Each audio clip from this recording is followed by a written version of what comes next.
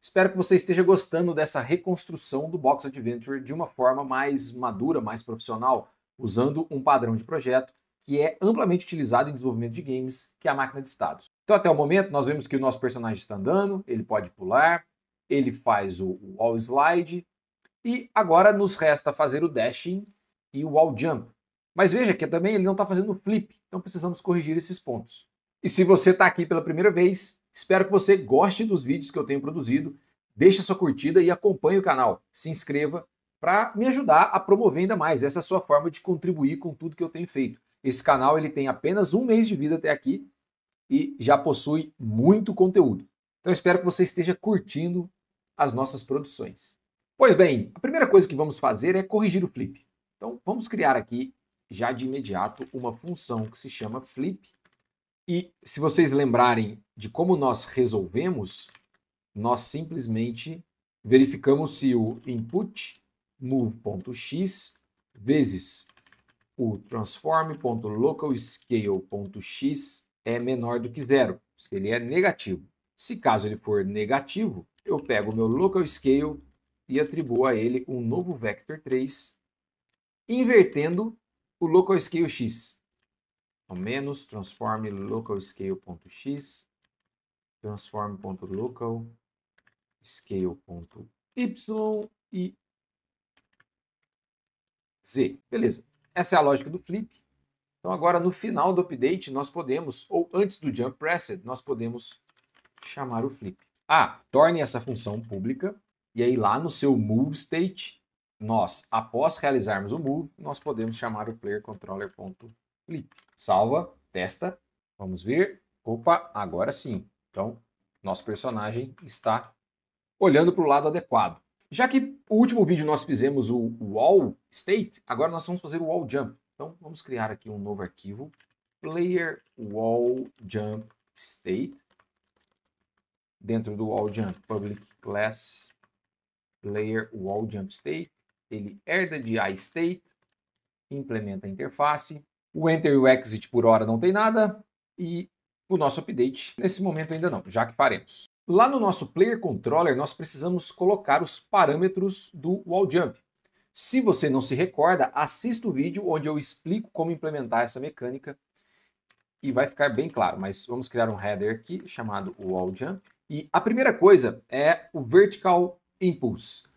Quando você pula da parede, você precisa de um salto vertical. Você poderia reaproveitar o jump force ou você pode adicionar um novo valor em uma nova propriedade. Então aqui nós vamos chamar de public float wall jump force e eu vou colocar ele como 8F. A outra propriedade é o wall jump time e vamos colocar .3F, que são 300 milissegundos.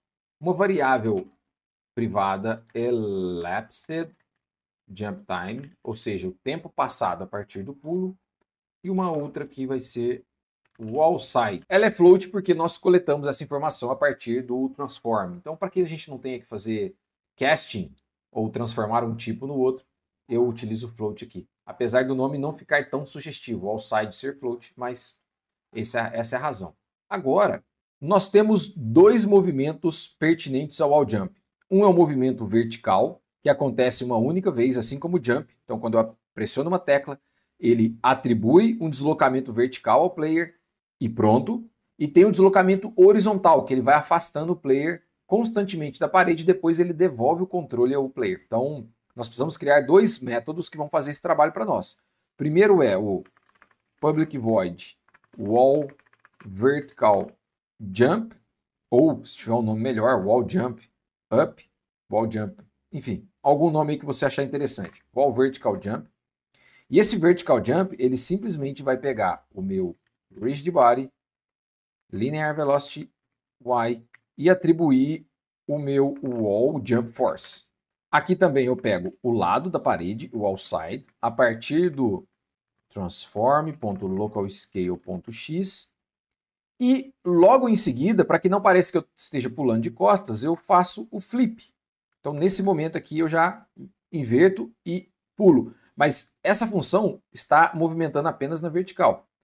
Agora, logo abaixo eu posso criar a próxima que vai ser o wall horizontal jump. E essa sim, nós precisamos fazer um cálculo de tempo. Se o elapsed jump time for menor do que o wall jump time, ou seja, eu ainda estou no pulo, eu preciso incrementar o elapsed jump time com time delta time e movimentar o meu personagem horizontalmente ao contrário da parede, por isso que nós usamos o wall side. Então aqui o inverso que a parede estava, vezes uma velocidade. Você poderia também, da mesma forma que você declarou um jump force, que é um deslocamento vertical, você poderia fazer um deslocamento horizontal. Mas aqui eu vou usar o speed, para que o player se desloque da parede com a mesma velocidade que ele se movimenta.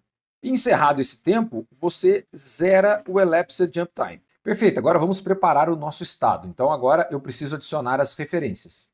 Vamos pegar aqui as mesmas referências do wall state, pelo menos as duas primeiras que são comuns. Criar um construtor.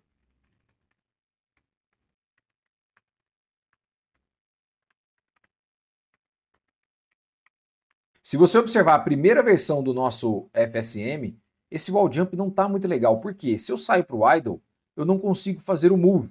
Conforme o esquema da nossa máquina de estados, o nosso wall jump sai para o idle. Então eu preciso dessa referência. Vamos criar um método setDependencies, passar o player idle state,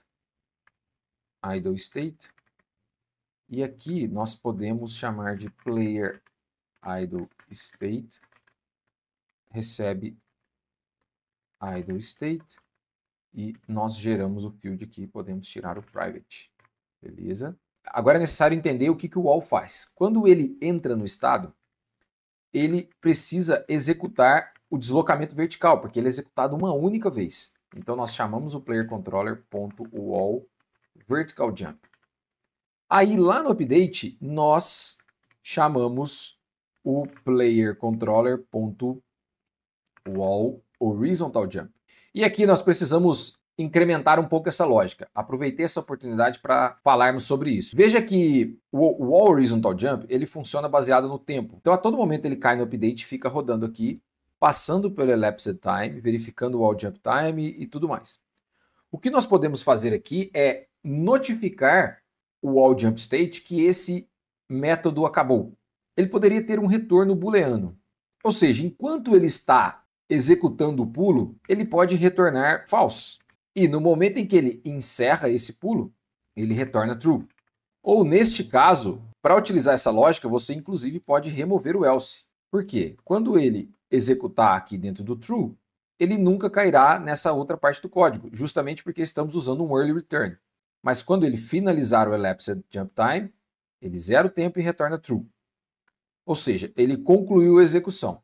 Lá no jump state, nós podemos colocar uma variável bool jump done e recebe o resultado deste método. E você pode verificar. Se o jump estiver done, você agora chama a state machine.changeState e passa a referência do seu player idle state. E respeitamos a regra de promover as mudanças de estado apenas dentro dos estados, porque isso evita de você fazer transições inadequadas. E por último, faltou o mais importante, que é fazer a transição para o wall jump state. Então, quando estamos na wall e pulamos, então no caso aqui, se o playerController.jump pressed, você chama a sua state machine, change state, player wall jump state, que é uma variável ainda sem referência. Então nós precisamos de um player wall jump state, vou chamar apenas de wall jump, e aqui wall jump state. E vamos gerar a propriedade aqui, ó, perfeitamente, olha só, maneiro. Então agora temos tudo que precisamos e só precisamos resolver aqui a chamada da dependência, ó, precisamos passar mais uma para o wall state, que é player wall jump state. Passar a dependência do player wall jump state. Então, vamos criar. E olha que legal, quando você cria algo bem formatado, os próprios erros vão conduzindo você a resolver os problemas e fazer funcionar. Então, agora eu preciso criar um um player wall jump state, player wall jump state, instanciá-lo, passar as referências que eu preciso. Agora posso passar a referência do player wall jump state aqui. E setar a própria dependência do set dependencies player idle state. Então aqui eu consigo ver os estados, ver as dependências, para onde eles transacionam. E aí você pode verificar junto com o seu esquema. E aqui é o first state machine state. Então vamos testar agora. Perfeito. Vamos pular na parede e... Opa, beleza, funcionou, olha só.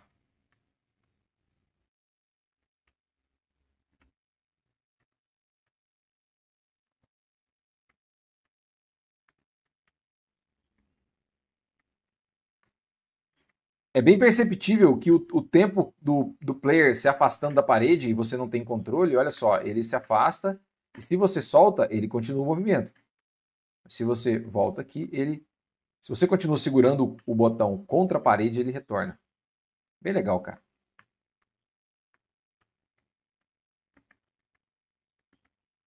Perfeito, então este foi o wall jump. Agora vamos para a última parte, que é o dash. E se você chegou até aqui e gostou do vídeo, deixa sua curtida, se inscreva aqui, ó, clicando nesse botão. E se quiser continuar assistindo mais conteúdos, olha só esse aqui.